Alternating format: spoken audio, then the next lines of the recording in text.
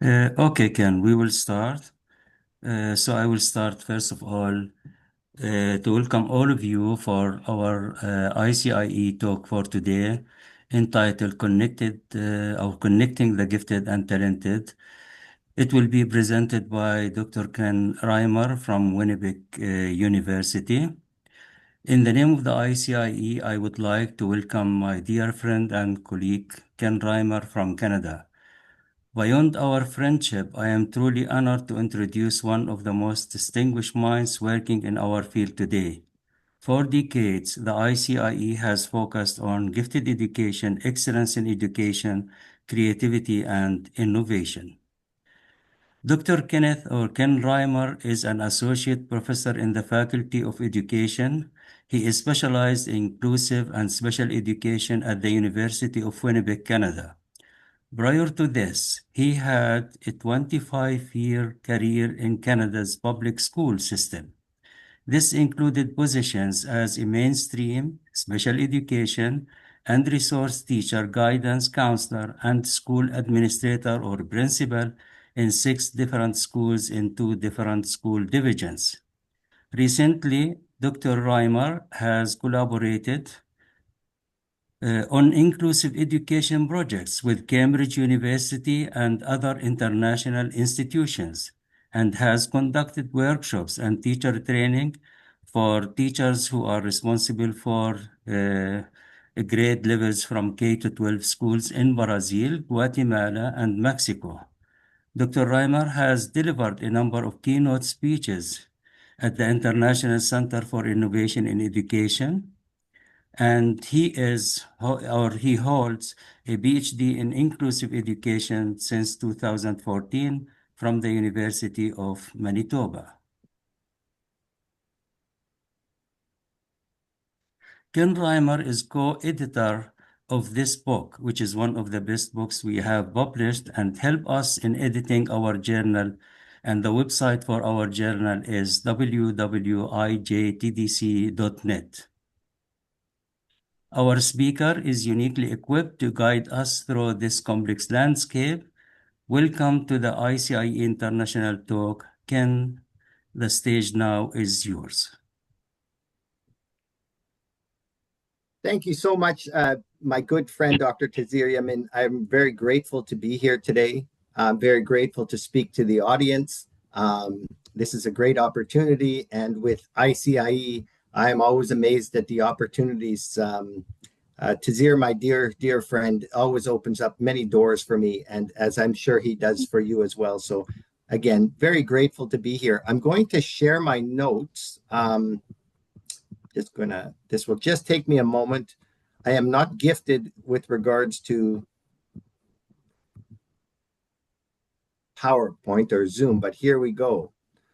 Okay, can you see this right now? It says connecting the gifted and talented. Yes, and very clear. Perfect. Okay, that's great. Well, I'm just going to begin.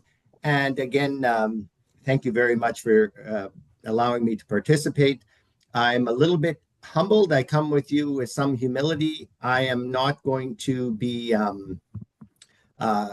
talking about anything that will be completely life altering or change the course of the earth. But I would like to share with you today a study that I just completed this past summer, where what I'll speak about today is, and I'll backtrack a little bit as I do this presentation, but what I'm going to do is I'm going to speak to you today about when I interviewed people who hold PhDs, people who are currently professors at universities. And I interviewed 8 professors, all between the ages of 40 to 59 years of age. I think they were all in their 40s. One or two didn't want to tell me their ages, just said it's, past 40. So I'm going to share with you about who their favorite teacher was and why a favorite teacher was their favorite teacher. And I'm talking about public schools. In Canada, we have kindergarten, which would be about 5 years of age, all the way up until grade 12. And so this would be up to about 18 years of age. So their experience in schools when they were from 5 years of age to 18 years of age, and just share with you why they thought someone was their favorite teacher. I do like metaphors, and I'll show you one just briefly that connects with the Middle East. At least I think it does. I like it. Um, and so, just a little bit about myself. That's right. I've spent 25 years working as a teacher, counselor, resource teacher, and then principal in different schools from kindergarten to 18 years of age. Um, and currently, I'm an associate professor. I have a PhD in education, and I'm the past president of the Manitoba Council for Exceptional Children. I've enjoyed going to conferences all over the world.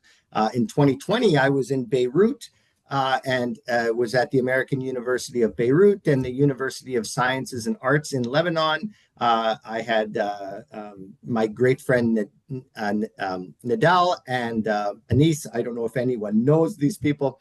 I realize the world isn't that small, but Nadal Juni, I got to see her master's thesis defense when I was there, but had a really great time there. And in my first full day in Beirut, and this at least I hope is helpful for you.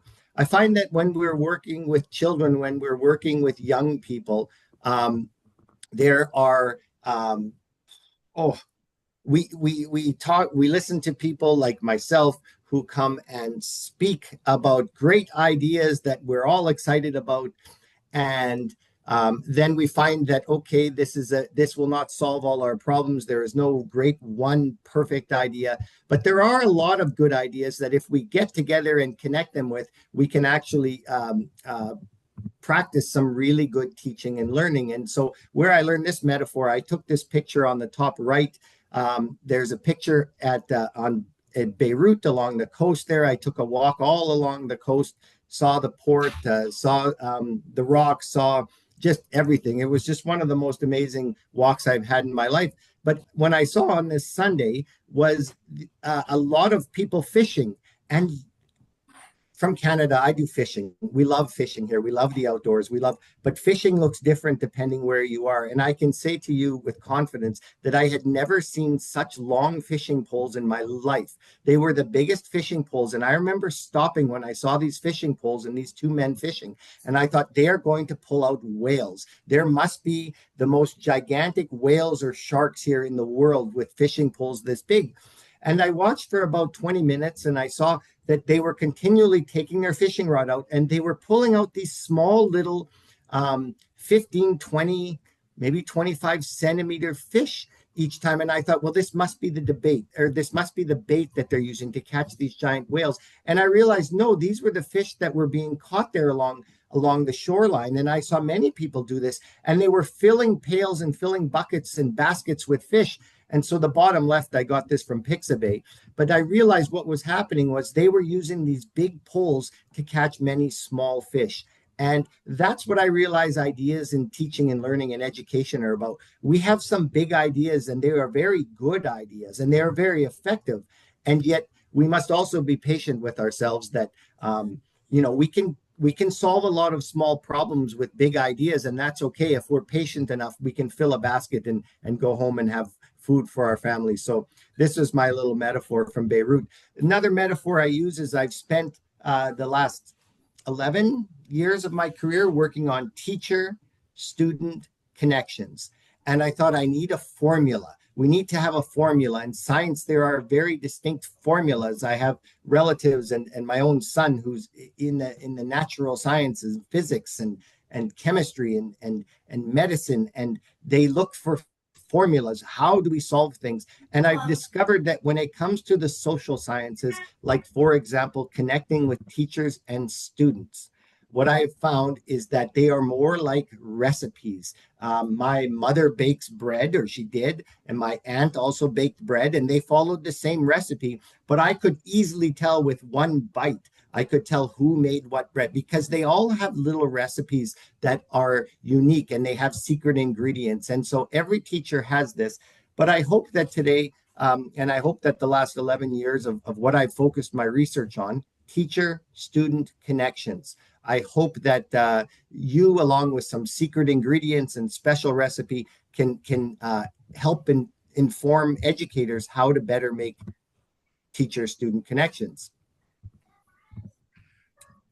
And so, why would we do this? This is always the question we should ask. Is this a big deal? If a student likes a teacher, if your class likes the adult in front of them for the day, is this a big deal? Maybe it isn't a big deal. I know teachers who say, I don't really care if they like me. My job is I teach and they learn.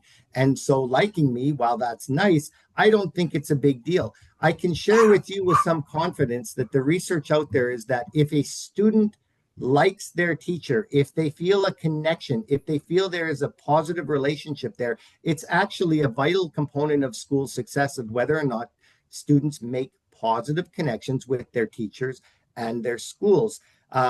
This is from Nazir and all. Students who were connected both interpersonally and institutionally had higher grades and graduation rates. So it seems to me, these are just two samples of research out there, that it's a good idea to make connections. Before I get into my specific study, look, I'm coming to you with a fishing rod right now, and I'm hoping that some of you would be interested in this. My goal for doing presentations is to connect with people internationally, but I also hope this is the beginning of a good connection, of a good collaboration or collegiality or friendship. I do hope that if this is interesting to you, I'll share my email later, and please contact me or go through Dr. Yamin, and I will happily connect with you, and maybe we can work together on something important.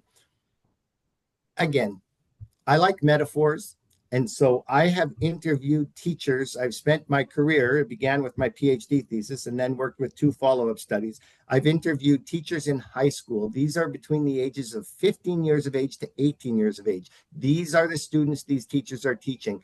And I've asked them, what do you do? What are your best practices? How do you connect with kids? And for that, I have the metaphor on the left of a bandage. And I'll share a little bit about that later. In the middle, what you probably, I don't know if you can see it, how it looks on your screen, but that's a little log cabin. In Canada, we have two things. We have many log cabins, little small wooden cabins by lakes or mountains or in the forests. This is during the winter time. This is at night. And I have a cozy log cabin. For me, this is the metaphor that I use with connecting with elementary students. And we're talking about students from ages 5 to 10 or 11 years of age. And elementary teachers do some unique things. In the middle, I have a picture of a rose. And this rose, I will explain to you why I have this metaphor. But this is how my metaphor for how teachers in middle school, in middle years, and I'm talking about those crazy ages of between about 12 or 11, 12 years old to about 14 years of age, how middle school teachers connect. With your permission, I hope it's all right. I'm going to share just a few minutes on each of these before I begin with the most recent study that I did.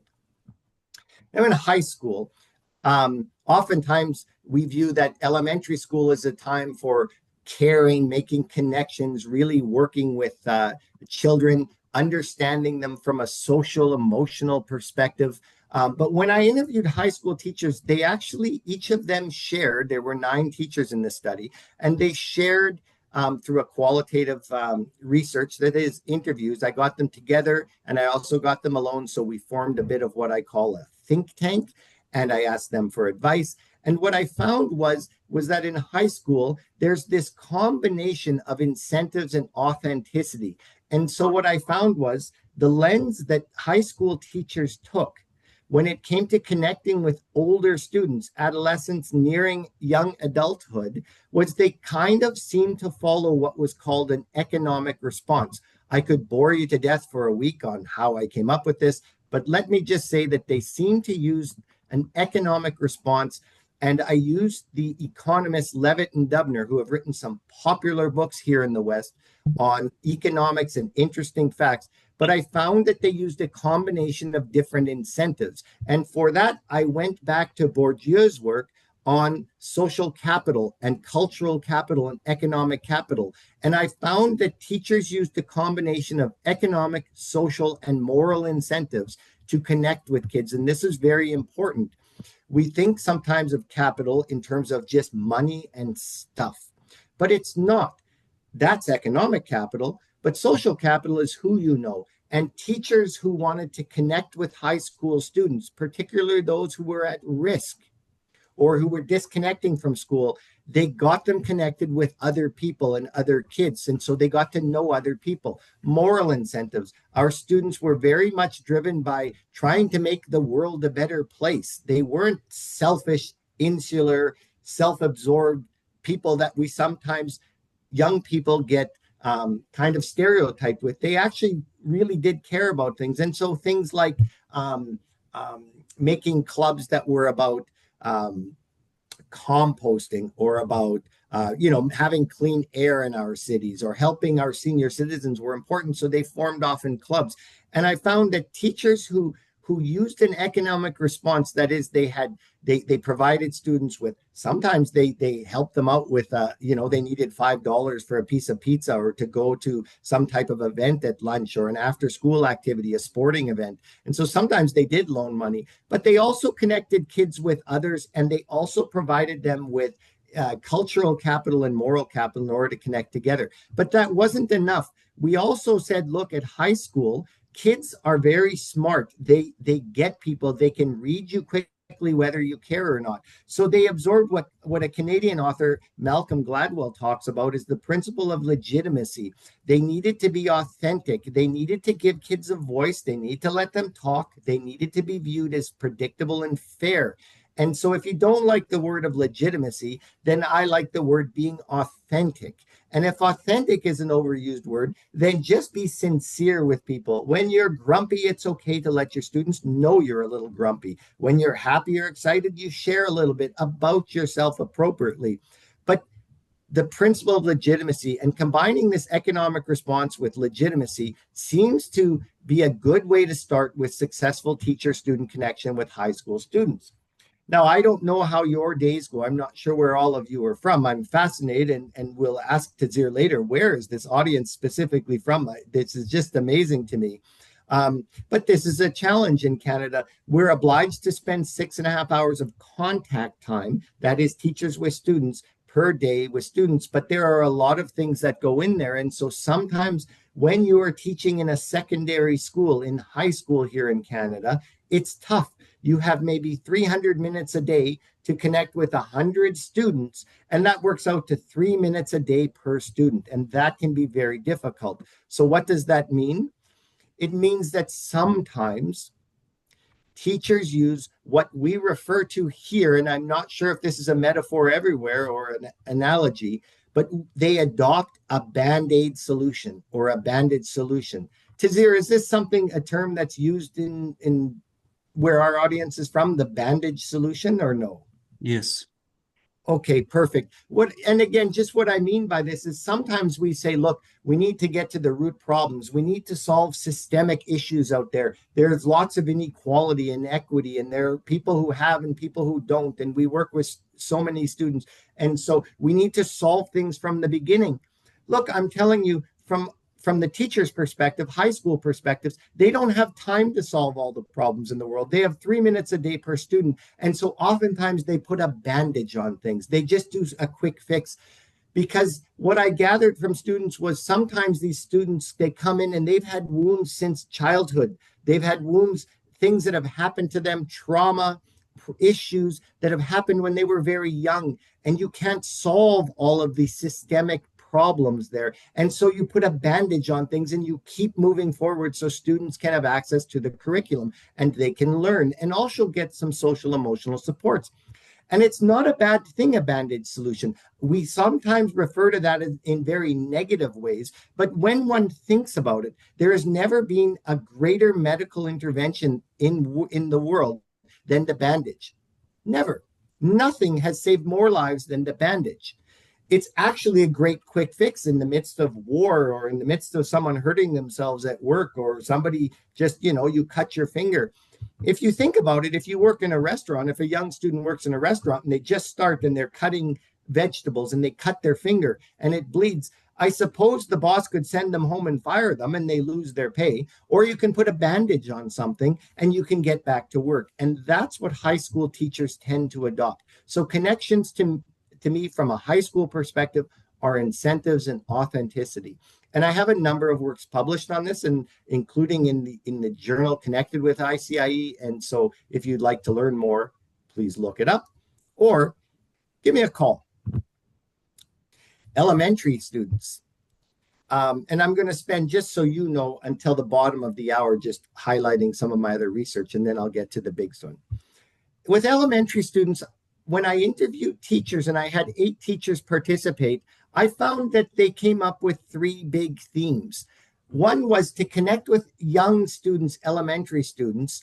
They had to practice what Harari refers to as a collective or shared imagination, that students were coming in and they were very young and they were very scared. Sometimes they were 4.5, 5 years of age, and this was a very overwhelming time.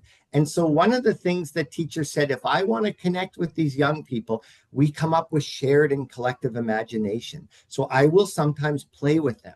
If a student is having difficulty printing their name, but they have a story to tell, I will be their scribe and I will share the story with them, and I will print out or help them draw pictures of a story that they want to tell, because an increase in oral language also will dramatically improve their access to being able to print, being able to read, being able to share their stories in writing. And so if they go outside and don't know how to play during lunch hour, I will go outside the first month of school and I will play games with them, so they learn how to share. They learn how to play soccer. They know how to make imaginary forts or go make a friend. And so that was very important. Rhythm was very important, and Wilson talks about this for young people. In Western schools, for whatever reason, there's this resistance sometime, or at least this perceived resistance to structure, to order, to routine. And I can understand that. I certainly think that sometimes things are too constricted in terms of how teachers teach young people. They need to imagine, they need to explore, they need to go out on their own. However, students also, if teachers told me that if children want to connect with adults, they need to be in a place where they're first and foremost feel safe, and routine and order and structure in the nicest way possible. The teacher is the boss of the classroom, the boss. This is a very good thing for many students. And so, oh, somebody's drawing on my screen. I'm not sure what's happening there. Thank you. But rhythm is what they talk about. Having a nice routine or rhythm to the day is very, very important to make kids feel safe and relaxed and secure. The day is predictable, it's fair, they know what's happening. Sometimes their home life is so chaotic that at school is the place where they get some rhythm. And so rhythm is the word that they use. And Wilson does some research on this. And maybe that feels better than structure or order. I'm not sure. The third word is, I believe this is a Norwegian term, kusli. It means cozy, and that's why I have a log cabin there. And what I mean for that is that I'm not sure of the context as to where you live, what schools you work at. But here in Canada, in our public schools, and they are free schools, we have many children who, even the city where I live in, there are some children who have everything they need at home, and there are some children who have very little, and they have very turbulent lifestyles. And sometimes their lives can feel like they are in a blizzard. There are some children who go outside and it's just a beautiful walk in the forest every day. There's a lake, they go swimming, there's lots to do, lots of fun, lots of loved ones around. But some people, it's like a blizzard. And all the teachers can do is make their classroom feel like a cozy home, like a cozy log cabin. So even if there's a blizzard, when a child comes to your door, they are greeted at the door. They can be given a hug when they are young. They can come in and maybe there will be something to eat there. They will smell nice, like cooked soup. There will be something interesting to do. There will be books. There will be a table with puzzles or with some little work that they can do. There will be someone that they can play with. And so what I found in elementary school was that teachers generally followed a kushli, which means cozy classroom. Creating a cozy family-like classroom was very important. And so their classroom was like a home away from home. And so I use this metaphor. I've just got another examples here. that I'd like you to do. And so some idea they did. There was no magic solution. There wasn't one big fishing pole to catch one giant whale, but they could catch many fish by doing things like having cozy carpets in the room, taking pictures of kids having a good time together and printing them and putting them on the wall. One teacher even, actually, there were more than one teacher. There were 3 or 4 teachers that sometimes snuck in their pet dog into the classroom. And so they had all of these things to make their classroom feel like a home away from home. Now, middle years, when I did a research in 2022, and again, I've done some publications here you can look at, the metaphor I use for when I ask teachers how they connected with middle year students, I'm using the book Le Petit Prince. Sorry, I've done the spelling error there. The Little Prince. And I've got a picture of a rose and a fox and a picture of a rose. So these are my metaphors, is this book. And I'll share with you why. In the story of the Little Prince, or the Petit Prince, there's a prince who lives on a planet. And in the early scenes there, we follow this little child prince who has the only other creature living on the print on this planet, this small little planet, is a rose that talks, and a rose that is very needy at times. It's a beautiful rose, but sometimes it's whiny, sometimes it's needy, it can sometimes be very, very demanding. Sometimes it's very unsure what it wants. And for me, as a reader, I personally found this rose to be somewhat annoying and said, oh, just let it die already. I can't, this rose is too much. But the prince adored this rose and doted upon this rose because the prince realized that the life of a blooming rose is what we refer to as very ephemeral. It's short, it's fleeting, it doesn't last long. But if one takes the time to really give its love and give support and give what it needs at that age, it will make all the difference to the prince. And I found that middle school teachers, because middle school is a short time, it's only 3 years, whereas elementary can be 6 years children will spend there.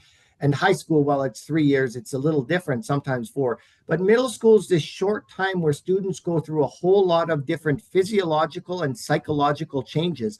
And good middle school teachers understand this. So some quotes I got from my study was, look, in middle schools, they have a foot in childhood, they have a foot in adolescence, and they change from this world of childhood to adolescence on any given moment. One day an 11-year-old is crying, the next minute they're mature, and you have 20 of them doing the same thing. One teacher referred to working with middle school students as they are a moving target. And that's because, just like in the book Le Petit Prince, where the prince travels from different planets and has little adventures, students in middle years are between two worlds, and the two worlds are introspection and extrospection. They are learning about themselves. They are really becoming from being just self-absorbed or just being about themselves to suddenly having some form of self-actualization. And it can be awkward as students are trying to learn about themselves.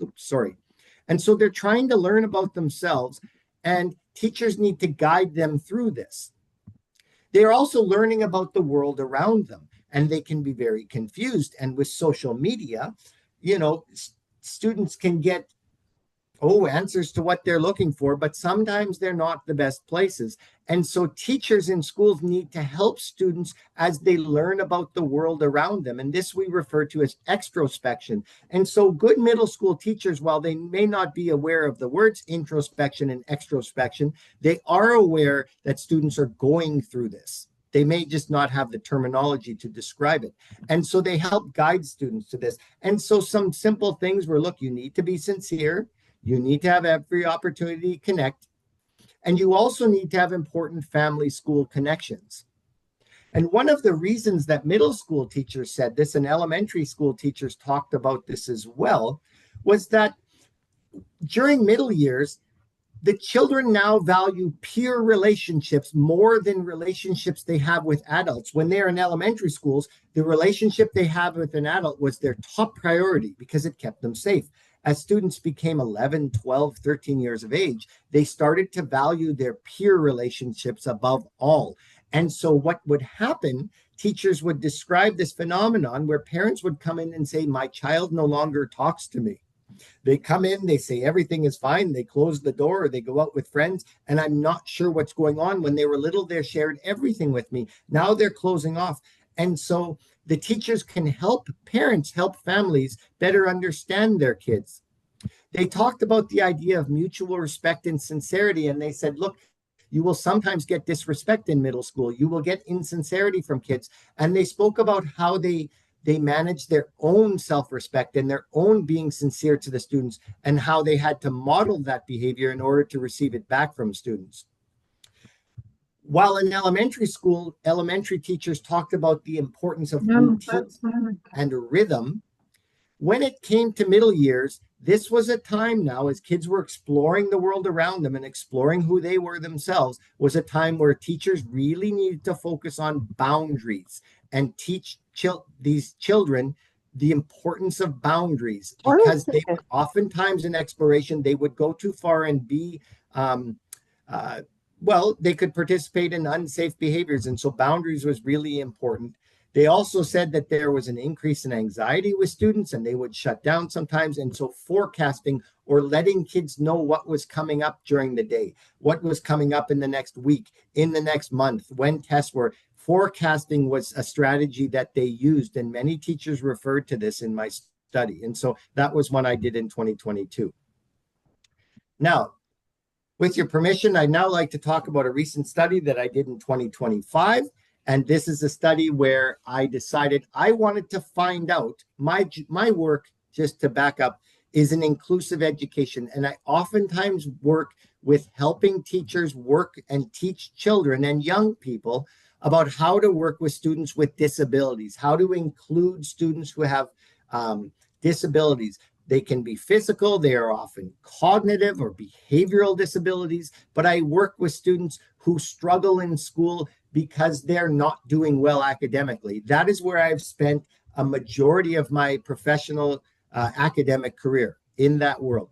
But the last few years, I have decided that I would like to spend some time looking at an often ignored group, and that is students who are exceptional in they are gifted, they are talented, they have a high task commitment, they are excelling in school, they find your math class easy, they find maybe they're really exceptional athletes, or they are incredible musicians. And so I wanted to spend time focusing on students that sometimes aren't getting the attention that they need in our schools from a Canadian context. So I decided I would interview university professors. I found them at random, and also I went up and just selectively approached some people and said, I'd like to interview, and I'm curious what your thoughts are on why a favorite teacher was a favorite teacher. I've interviewed many teachers on this. I've gotten their perspective, but I want to get former students' perspectives, and I want to see if they align with what all these teachers have told me in the last 10, 11 years. Maybe there's something different. And so I ended up getting 8 people. Their ages of 40 to 59, 5 males, 3 females. They are faculty members. They are professors, associate professors. They are directors here in my university, and they all have PhDs. They have doctorates. And I said, what were some things that happened that that your favorite teacher did?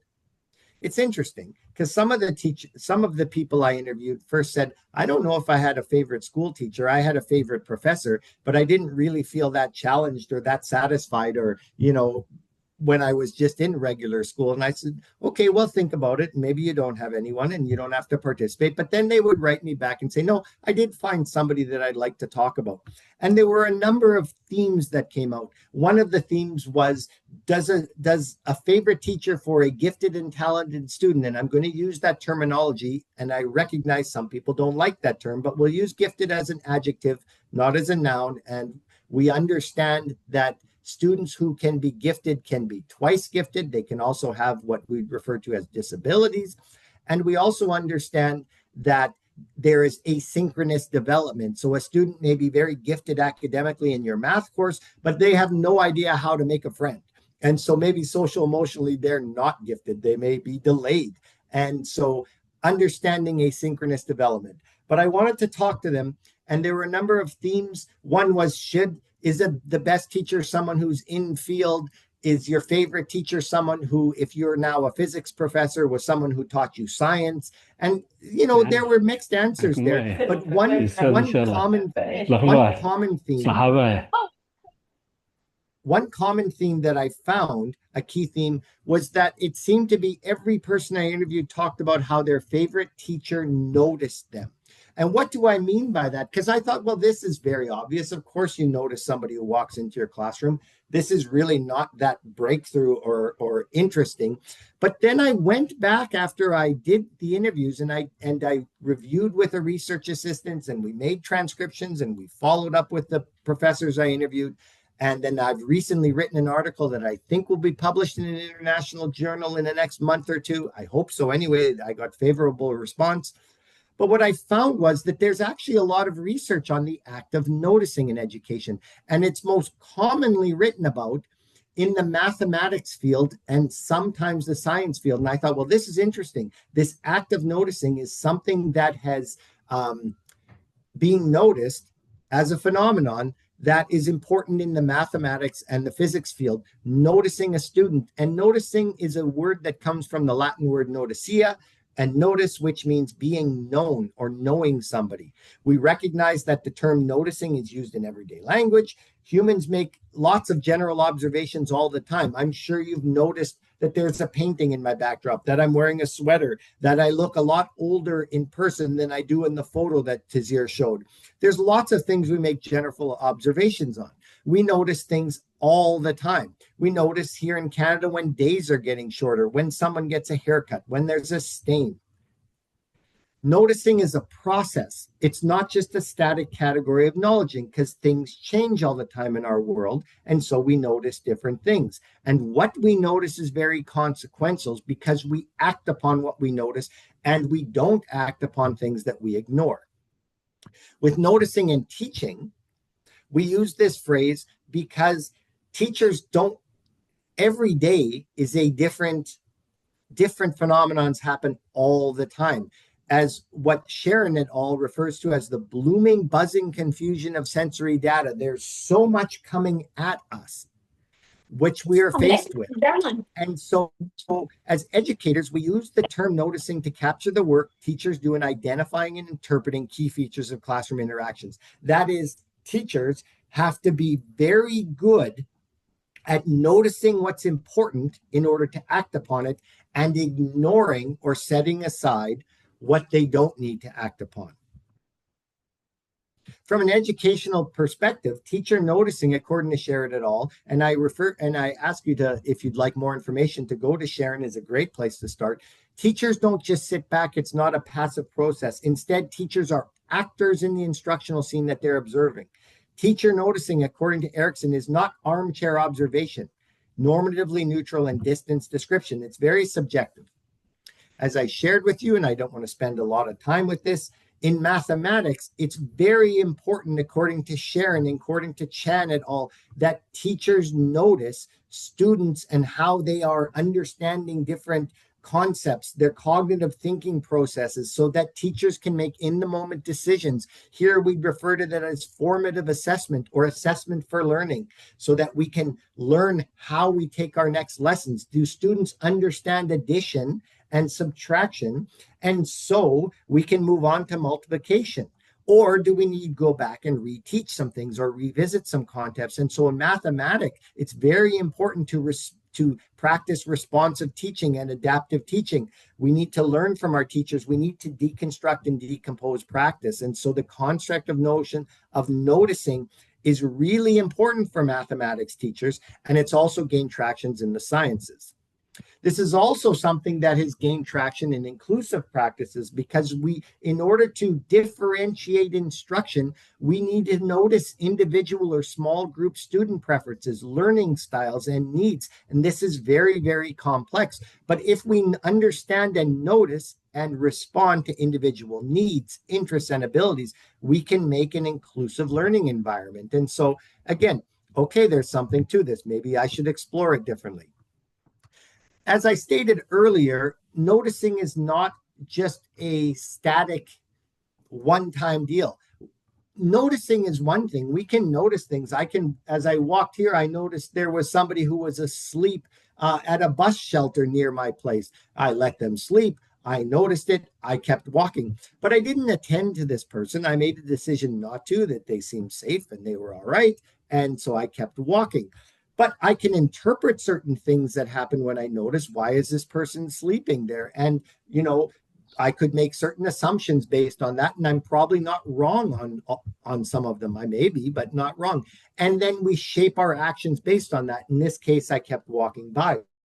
But teachers are constantly attending to that, is noticing things around them and then interpreting what they've noticed, what they can ignore, what they need to further attend to. And then they shape their teaching practices based upon what they have attended to and what they have interpreted. So sometimes noticing, it's not just that we notice, like if I go to a museum or I go to a park and I notice that flowers are blooming or the fall tree leaves are changing color and I just enjoy it and keep moving along. It's not just for aesthetic pleasure and watching students. No, oftentimes what we notice requires a triage like exercise on what we've intentionally focused upon. And we have to shift from bursts of attention to bursts of action. And that shapes our teaching practices. And so these three components, attending, interpreting, and shaping, are all the actions of an active teacher who effectively notices students. And in my study, I thought, well, here are some questions. Do students believe that noticing has positive effects on classroom experiences if a student is noticed? How do students perceive teachers noticing? And does that connect with the research on noticing, that some of which I've highlighted to you? And the last thing is noticing an essential ingredient in being viewed as a student's favorite teacher, particularly when students could be considered as gifted or talented? So I'll just quickly go over my methods. 2025 study. I managed to get, well, I've interviewed a lot of people, but in this particular, for this particular presentation, I'm going to talk about the 8 people I interviewed with PhDs who are now employed in university faculties. There's a bit of just a table there. I hope you can see that on what some of the people had studied in university degrees. There were 7 PhDs and 1, in fact, doctorate of education there. So these were the folks that I interviewed. And what I found was overwhelmingly every single interview I had, there was something along the lines where a participant would say, unsolicited, that they were noticed by the teachers. One person simply replied, why was your favorite teacher your favorite teacher? And the first thing she said was, she noticed me. She noticed. And I want to share just a few things about noticing, just a few little highlights here. Yes, they noticed when you were having personal or family issues or you were in distress. You needed some help that went beyond the scope of your academics. So it wasn't just scholastic help. You needed some personal or social support at the time. And the participants spoke about this. One spoke about this at great length. Another person talked about their relation, their tough relationship with their family, and the family were blue collar working class farmers, for example, and they didn't understand their student that just want their child that wanted to go home and just read books and write and learn and go to the library. They thought they should be out in the field helping with the farm, and students wanted to go and dive into books. And so there were some issues there. There was another participant who talked about the fact that they once lost $5 for a school event, and the teacher just snuck them in, and they were in great distress. There was another student who was always doing exceptionally well in school, and suddenly their grades really, they started to drop in form of academic success in school. Their marks were declining, and the parents came in very upset, and the teacher calmed them down. As one participant said, they walked my parents off the ledge. They seemed to understand me better, that I really loved academics, that I was an intellectual, that I wanted to go and learn. I couldn't help but learn more about the world outside, and I didn't want to spend my life, working as a farmer, so to speak. And so there were those issues. They weren't as predominant as when I interviewed other people. When I interviewed other students, let's say I've interviewed a number of students between the ages of 18 to 22. Many of them talked about the time that a favorite teacher saved them from something or helped them when they were in distress or facing some type of trauma or friends issue. So while a couple talked about that, it wasn't that big a deal. What they did like, the people I interviewed for this study, was these gifted and talented people loved when a teacher noticed that they were really interested in subject matter or really interested in learning. They loved when a teacher noticed that a student required extra challenges in order to further gain them. They loved when a teacher noticed that sometimes they needed to spend extra time outside of the classroom in order to uh, help them further expand their learning on something. So just a few little highlights here. Yes, noticing when a student needed support, personal issues, that was talked about. That's been spoken about in all of my interviews. I would say that when it came to somebody being listed as their favorite teacher, these participants with PhDs and ed docs, they weren't overly concerned with that, or that wasn't the predominant focus. It was somewhat the focus, and they appreciated that support with personal issues. You know, the one participant spoke about how they were having trouble with a boy that they liked and a relationship issue, I guess, in high school, and the teacher listened to them. But for the most part, what they really liked were a couple of things. One, the people in my study loved the idea that there was respect for everybody.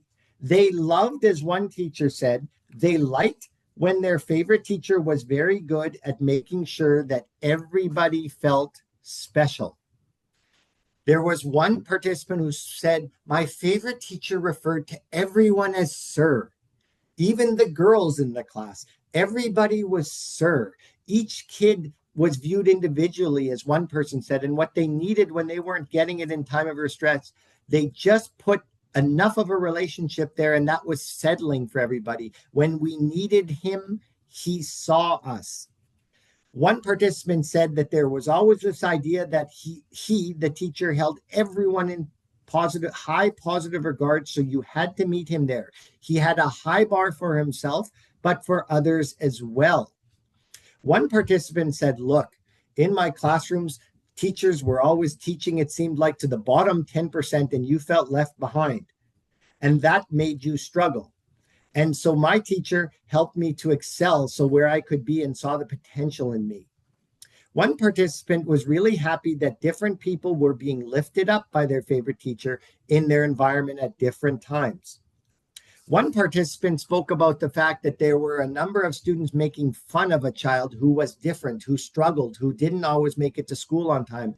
And he remembers, or they remembered, that putting sticky notes on the back of this kid to tease the kid. And the teacher put an end to that quickly, told them to stop.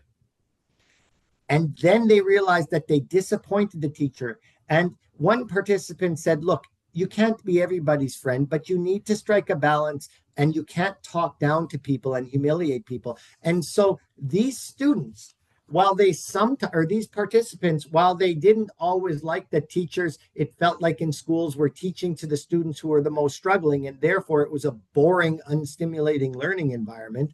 They did like the fact that every student was held in high regard by the teachers, and the teacher didn't make fun of students that weren't doing that well academically. In fact, they were ensuring respect for all. And so they really seemed to like that. And I wanted to highlight that. However, when it came to individual interventions, participants in my study all loved when they were challenged, supported, and encouraged by students or by their teacher. They loved this. They loved that one participant spoke about how the teacher would bring, when they realized that they had the child had a love for reading. All of a sudden, once a week on Mondays, this teacher would come in with a bag full of books that the student could go home and read. And she couldn't believe this. She came from a family of German farmer immigrants. They were very blue collar. They liked, work was something you did physical. There was physical labor involved in life, and that's what you did. And this teacher would bring books every Monday and say, you should read these. And on Friday or after the weekend, I want to talk to you a little bit about which book was your favorite. What did you get from this? There was another student who said, I had somebody in my science or a teacher who, when I was in middle years, said, one day you're going to get a doctorate in physics. And this inspired the person to go in there. And so they loved this challenge. One student was fascinated with airplanes and flight. And so they would make different types of paper airplanes. And the student would do these informal experiments by themselves with what would make the best wings, what would make the most aerodynamics. And so they did a science project on this. And they needed time in a big space like a gymnasium in order to do this. And the teacher opened up the gym for 3 hours after school and let the student practice and just work on things, and also gave them advice and recommendations and suggestions 3 hours after school, and then continued to follow up with that student about how their experiment was going. And so what they found was that the teachers who were viewed as these students' favorites were teachers who really provided a challenging and yet supportive and encouraging environment. And so when I go back to the research, and again, if you'd like to read this article, once it's published, I can pass along to Tazir. Also, keep an eye out for it if you do find this interesting, and I don't blame you if you don't. But I did find that the word notice in Latin means being known or being known. And I did found that when the participants were speaking about being noticed, it meant that it seemed like their favorite teachers knew them, even knew more about them than they knew about themselves. Sure, they knew when students were in distress or struggling, but they really recognized when a student required challenging and additional supports. Favorite teachers seem to know their students too. Second, related to the research, participants tend to agree that teacher noticing is not a passive product, just watching things for the aesthetics and moving along. No, there were lots of examples that aligned with Erickson's assertion that referred to noticing as directing their attention to some things, not others, and then attending to what was noticing and shaping their classroom learning experience based on what they noticed. And so it does seem to align with what Van Ees and Sharon refer to as learning to notice is attending to something, interpreting what you've noticed, and then shaping your practice based on what you've noticed. 3, although much of the literature reviewed acknowledges that noticing seems to be something that's, well, the research out there that I seem to fall upon, it had to relate to mathematical and scientific fields. There is nothing to say that the act of noticing can't cross all academic domains.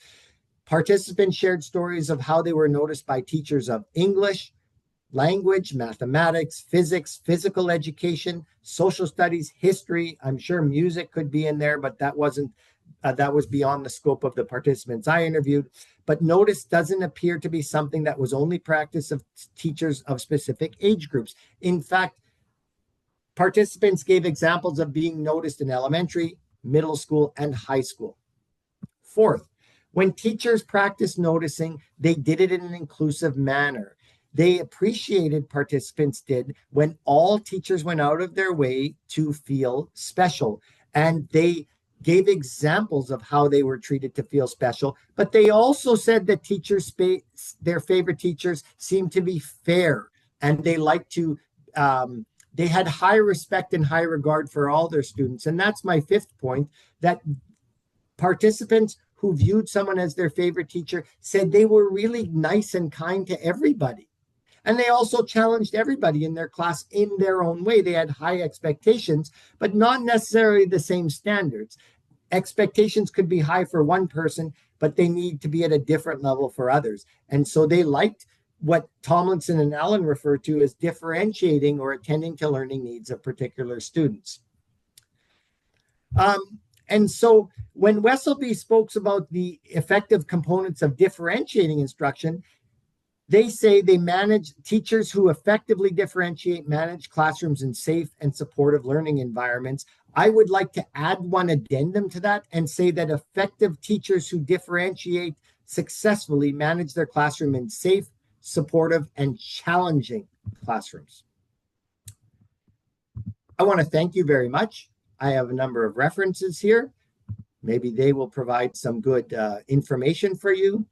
Maybe I hope I didn't go too long. I realized I told Tazir I would go 35, 40 minutes, and now I'm almost at an hour. I hope this has been has been positive experience for you. There's my contact information. And I thank you very much from the bottom of my heart. This has been a great honor for me to speak to you. And I thank Tazir, I thank ICIE, and I thank all of you for listening. And with that, I conclude my presentation. So thank you so much, Ken, for your interesting and impressive speech. Now we will open the stage for questions and discussions. So thank you again, and we will have now 30 minutes for questioning. And if you have a question, please raise your hand. We kindly ask that you keep your question brief and focused on one point. We will start with the first hand and we saw, and I will point out the next person in the sequence to help us keep order.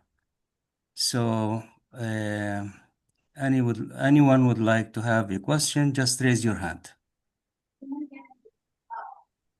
And please keep your mic mute. Okay, Jamal.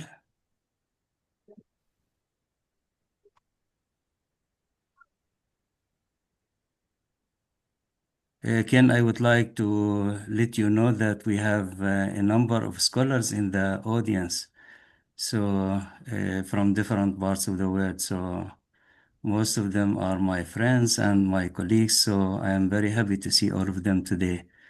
So yes, okay, Jamal, you can start.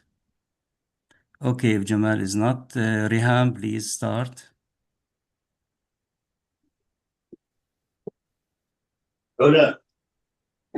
Okay, so good evening, everyone. Thank you very much for this quite inspiring lecture that focused on a very simple notion, yet that is not easy to implement. And my question is, actually, it's my request to provide us with more examples of how can we notice a student. You have mentioned being able to see their personal struggles and maybe personal challenges, but if we talk more practically on a daily basis, if you can provide us with some examples for that are quite effective and can be, culturally appropriate for different places in the world, in which you have on which you have seen that students felt noticed because of this specific behavior of the teacher or action or example. Thank you. Thank you.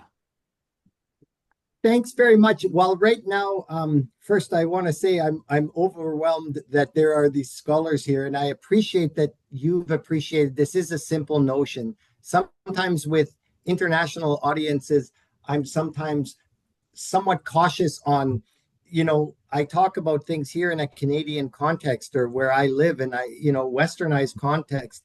And I realize that this isn't how things go around the world, or we have language that's not the type of language that's used. So, for example, I try not to use the term differentiated instruction. While scholars or academics may know that term, I like to say flexible with different audiences. I found that, some specific examples I'll try and share without being redundant that people presented. One thing I found that effective teachers did was when a student would do something that maybe was noticed, maybe they weren't listening in class, sometimes they were misbehaving, maybe they were crying or upset, maybe they were being very quiet. When they noticed something different, they approached the issue with a curious mind, not a judgmental mind. And so when it comes down to attending, interpreting, and then shaping your practice, If you go to attending and you look at it as, why is this going on? What's happening here? You know, let me learn a little more about you, but with a curious perspective, that seemed to be something that teachers who were good at connecting was really good. Like, I'm noticing something. I need to learn a little more about this, rather than, oh, there's that student crying again. They're just whiny, and then move on. And so then that's more of a passive practice. So that's what they noticed. One example that really struck me in terms of a scholar here in the Faculty of Arts in the English department here at our university was she spoke about the fact that she spent years living in a community where her parents were farmers. They were immigrants. They lived on a farm. She had chores every day after school, physical labor. And while she wanted to help with her family, she didn't seem to fit in. Her parents just thought, well, she's kind of the oddball in the family. This is, we all have family members that are just, as one author called them, they fall far from the tree. And so they're a fruit that falls far from the tree. And so, they just brushed this person off at young age as being different or odd, or why would they want to read books? They're never going to spend their life reading books. They need to learn how to do farm activities or live in this small community because that's where everybody stays. And then the community, all their friends were students who they were blue collar, as we refer to it. They were working too, either in a garage, they were working at their parents' grocery store, or many of them were working on farms as well. They were farm hands. That's where they would go and eventually inherit part of the farm. And so the only one who seemed, all her teachers, they seemed to brush this aside, her love for literature, her love for writing, her love for reading. And so this was one teacher who specifically noticed that this child was doing something different academically. And so I can't speak to cultural appropriateness in your world or where you're at, your universe, as Ron Mace would call it. I can't speak to that, but I can say that they divided up with, we notice something is this personal or social problem, or is there something here that's academic or intellectual? And then when you notice that, you then seem to try and create a hypothesis, explore that with the student, and then see how you can help them in different ways. So going back to an early study with elementary teachers, here in Canada, culturally, it's the idea of touch. And I hope this is okay, but I'll give you just one from a Canadian context. The idea of touch is very, very, well, it's controversial, and also I can understand it can be potentially precarious, touching students. This isn't something that in Canada, well, sure, kids will come and give you a hug. What are you going to do? I guess you pat them on the back or do something nice, but it's not really something that's encouraged that much here in Canada.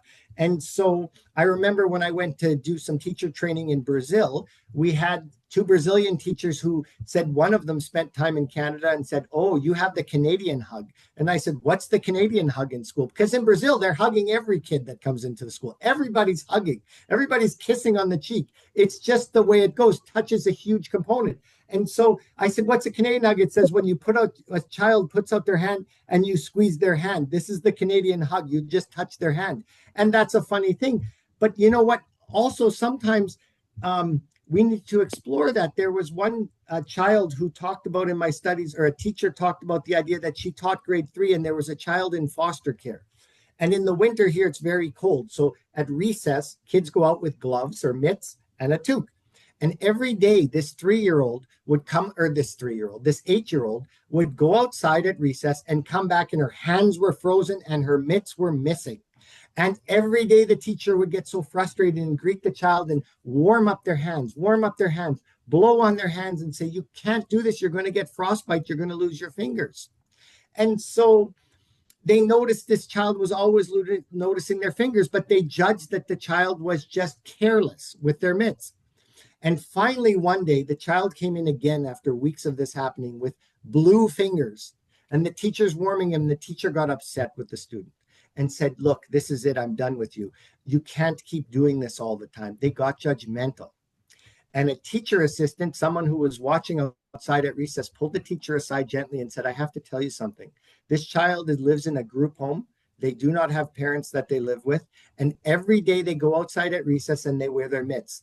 But when the bell rings for them to come inside back to your classroom, she takes off her mitts, puts them to the side, and shoves it in the snow until they're frozen.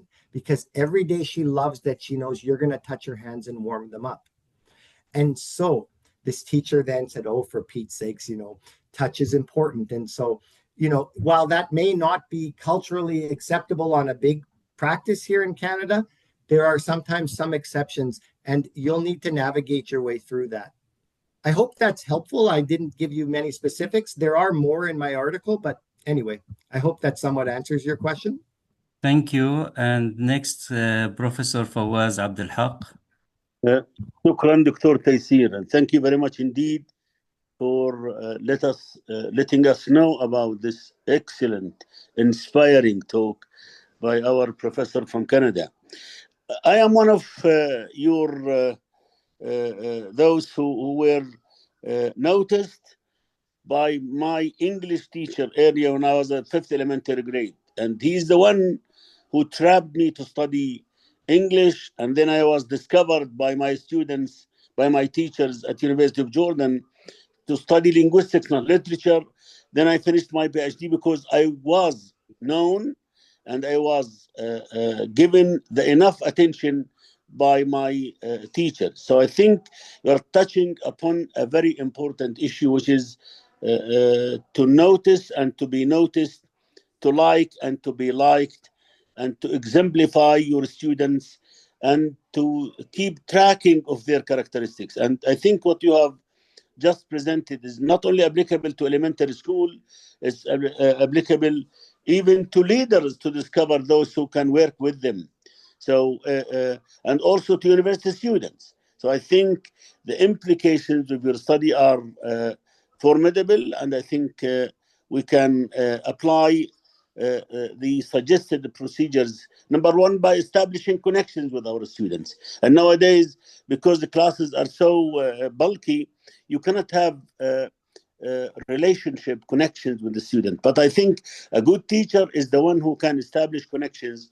And the more knowledge you know about your students, the more knowledge your students know about you, and this actually will create an atmosphere, an intimate atmosphere, where the whole can come together and they can start their innovative ideas, their future prospects and perspectives. So I think you are touching upon a very important issue, which is applicable, number one, to the families, to discover and to notice their kids and their sons and daughters. Next, you go from inner circle to the outer circle, to school, to universities, even to leaders. If the prime minister is not able to notice who is the most hardworking minister, or you can discover those people from the field, I don't think that you're going to appoint the right person. So again, thank you, Professor Taysir, for showering wisdom on us by this presentation. And thank you all. Thank you. Thank you so much. The act of noticing. So one of the interesting things that I learned interviewing these professors when they were students was, first off, do you remember back in the high school, I showed you the bandage and said, how do we connect with kids when we have 3 minutes per day and we have to teach them? And how do we have this intimate relationship with them? And the participants in my study said, you don't need to as a teacher, because we're noticing how you treat others. And so if you have a giant class, you cannot individually make eye contact, have a connection, have a coffee with every student. It's impossible. And so what you can do, though, is they're watching how you treat the other students. And if you treat someone respectfully, they know you are a respectful person, and you will, if you ever do have something, you will go to them. And so that was mentioned on several occasions. I don't need to have big, deep, meaningful conversations with my teacher to have them be my favorite teacher. I just need to know that they're a good person, that they treat everyone well. And so that was important. The second interesting thing that you bring up, if I can touch upon it, who's a Canadian scholar, focuses a lot on gifted and talented, on I wish I have the textbook here, but I don't know where it is, about about bringing in talents says that to turn a gift into a talent, you need to work at it. And there are a number of things that turn a gifted person to talented. So you may be born or blessed with a gift, but to be talented, you have to work upon that gift. And you're going to need people, you're going to need teachers. And one of the sad realities, the recipe for turning a gift to a talent, is that it's called chance, according to Gagne. It's luck. It's that someone who has influence, someone who has access to what you need, someone who can take someone who's gifted to the next level and recognizing their talents.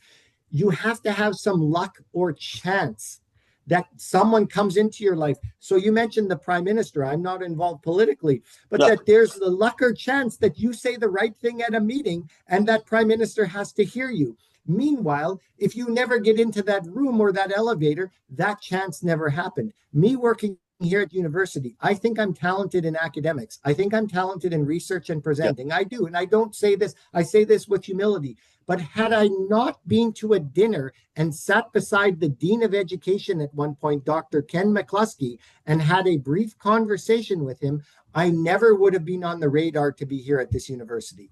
That's chance. All my degrees, all my studying, all my research are great. But without that chance, noticing teachers who notice increase the opportunities for chance, for gifted people who need the chance to build and demonstrate their talents. Thank you again so much for your comments. I hope that was helpful. Thank you. Amina Blushi. Hello, Dr. Taysir. Thank you, Dr. Taysir and Dr. Ken. I have a question just regarding what you have said. If a student wants to know, that he is in need of this type of teacher and there is no teacher or this person that he needs, how could he help himself or how could he improve himself on his own? Thank you. Oh my gosh, that's an amazing question. I don't have an answer for that one other than I would just be thinking on my feet, so to speak. I'm not sure. You know, there was I do know based on my research, and I'll go with that, there was one person who now declined to be interviewed because they didn't have a favorite teacher. And I said, well, who is the favorite person that inspired you and helped get you into being a professor, getting a PhD? And they talked about a relative and said, in that way, they were my favorite advisor. They were the person that I went to. They were my mentor. And so there were some people who spoke about mentors outside. I don't know how you do that as an individual student because you don't know what you need when when you're needy. That's a real tough one. And I feel so sorry for people that don't have that inspirational adult in their life. I really do. Maybe you have some ideas. Maybe you've seen something in your area. I do like the idea that there are a fair number of summer camps that we have lunchtime activities that we try and get students into after school clubs. There are times, let's say for someone who is gifted physically at sports, they're good at football or soccer. And so it's great that we bring in someone from the outside community to run community clubs or to get practices, and students get noticed to go into different clubs and more elite clubs and maybe go professional.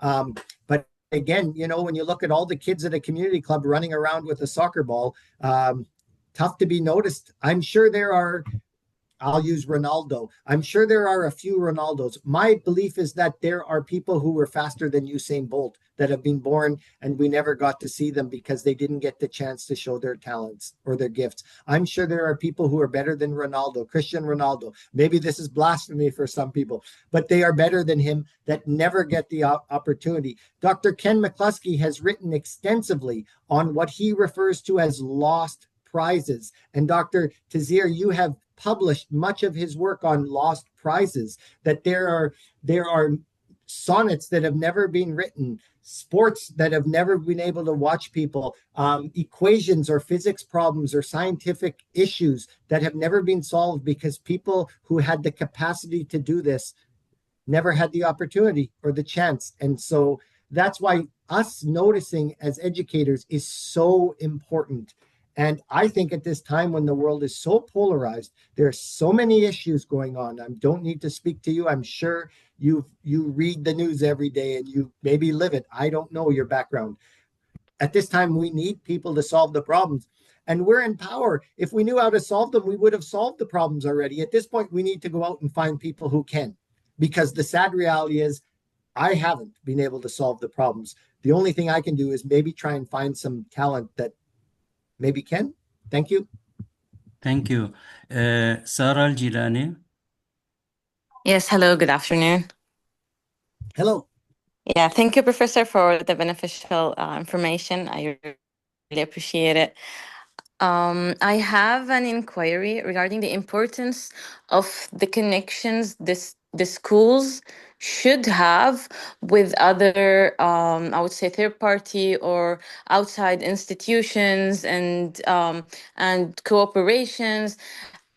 As you mentioned that there should be differentiation and challenges within the classes, but what if it's still not challenging enough and the student need more specialized attention that is not simply applicable within the school environment or within the capacity actually of the school. So I want to emphasize on that, as from my limited experience, as I'm an inclusion teacher and I'm currently doing my master's in gifted and talented education. So from my limited experience, I don't see that we have enough connections as like schools establishing enough connections with other facilities that might actually be very, very beneficial for our gifted and talented students. So for example, if like we had a gifted student in gymnasium, so we would just like suggest to the parents maybe just to take her to a good I would say like gymnasium center or something.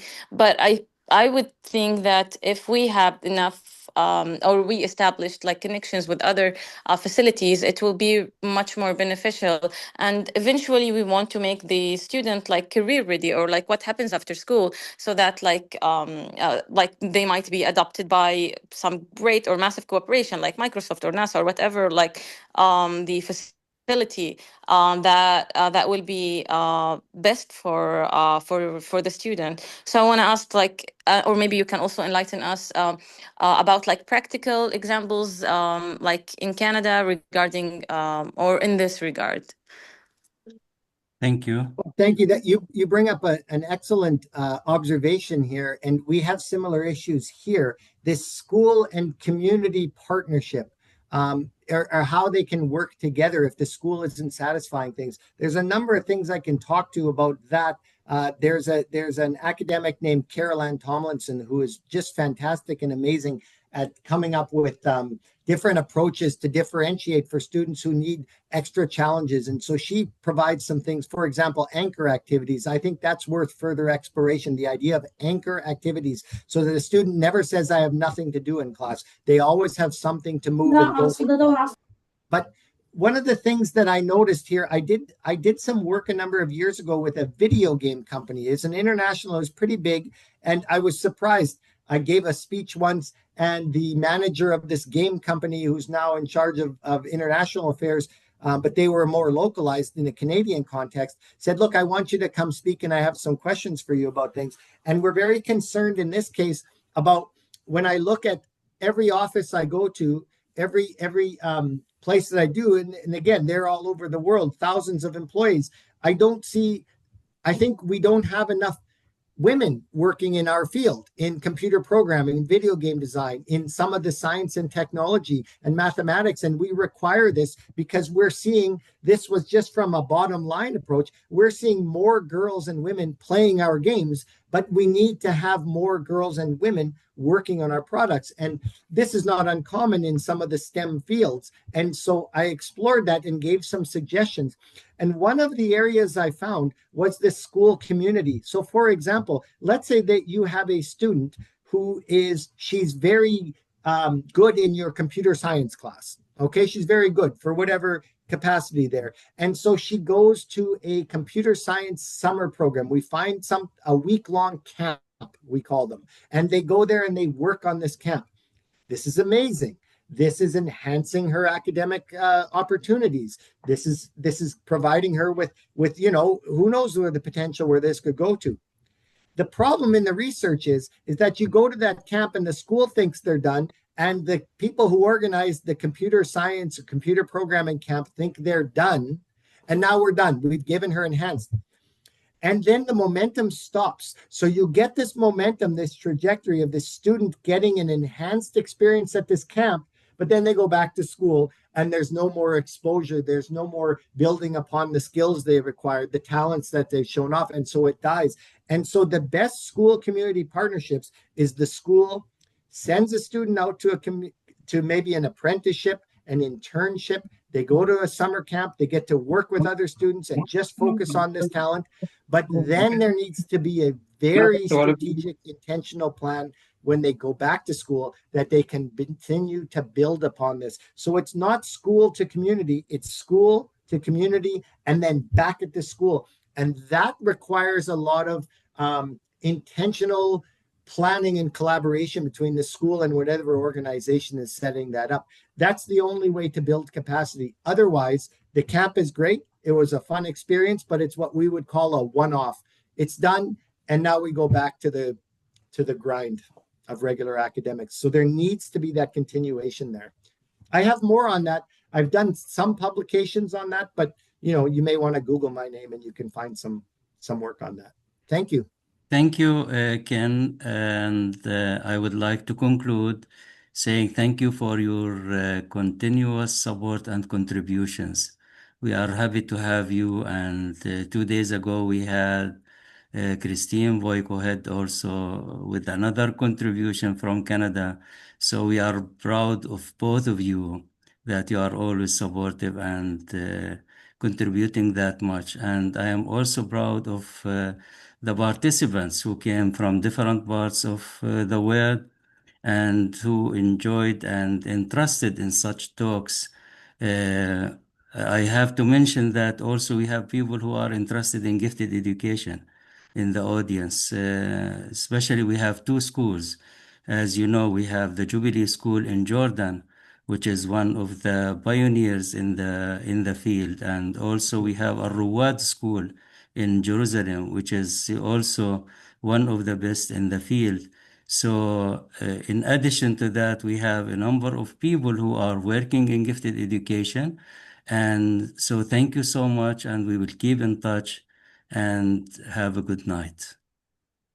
Thank you. I hope I get to meet you all in person one day, and I wish you all the best in life and your important work. Thank you so much for listening to me. It's a great honor for me. Thank you. And thank you again, my dear, great friend Tazir, for always opening the world for me and for many, many others. You are a great inspiration. With this, I will... It is a pleasure. Thank you so much.